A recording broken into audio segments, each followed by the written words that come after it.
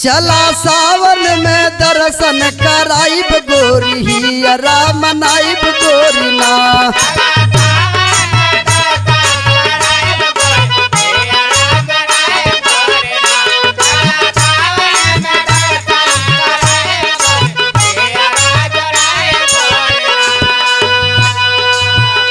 कौनो लड़की रिसियाए गई, लड़कवा मनावत है कि केहू तरह मान जा, चला तो के कहाँ कहाँ घुमाइब जानत हो।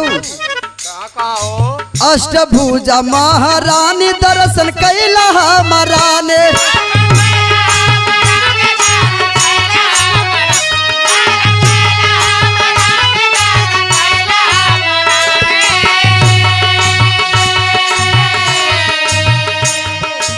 विंध्याचल देवी तरफी आइब गोरी हियरा मनाइब गोरी ना।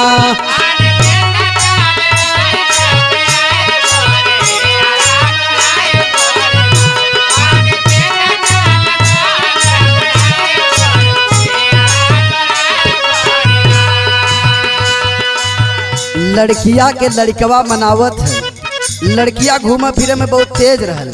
ए बदे कहत है कि चला काहे ना मानत हो, यही तक ना तो के और लेके चलब। कहाँ? शीतला धाम चौकिया जाइब, दुर्गा मंदिर में लियाइब।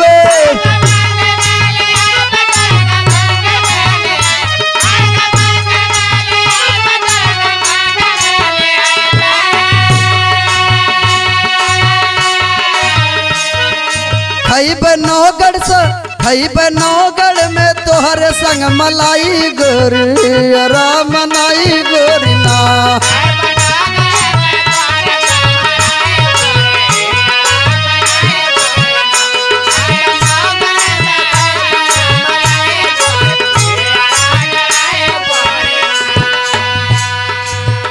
कदम कुल देखले है, यहाँ जाए कम के जरूरत ना। और बतावा कहाँ लेके चलबा। और लड़कवा बेचारा मनावत है कि चला और तो के लेके चलब। कहाँ बतावत है? कड़े मानिकपुर जननवा तोहरो पूजियार मनवा।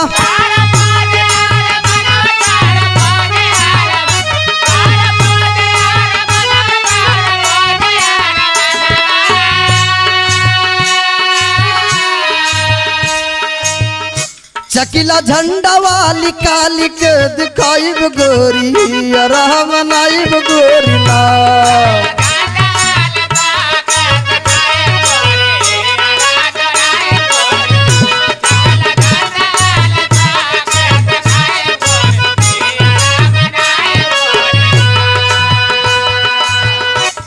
लड़कियां मानव बदे तैयार ना हो कि हमके यू कुल दिखावा के चक्कर में फुसलावा मत। और बतावा कहाँ लेके जाइबा। अब लड़कवा बतावत हो अब कौन जगह बचल है, बतावत हो। का बतौले बा? देवी कुड़ारी के दर्शनवा जिरहुल में माई चरणवा।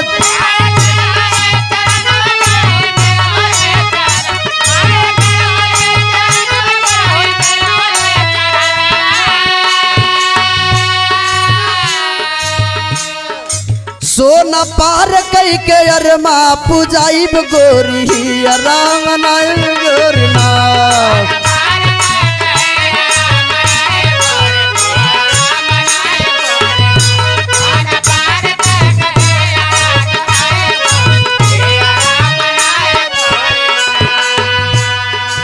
हाँ कहत ई ठीक बतौला है, ई कुल ना देखले है। और कहाँ लेके चलबा?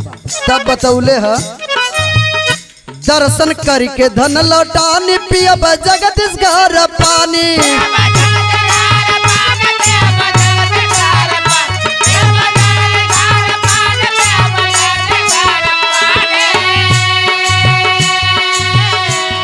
हाँ कलश मान गईली। दर्शन करके धन लौटानी पियब जगदीश घर पानी।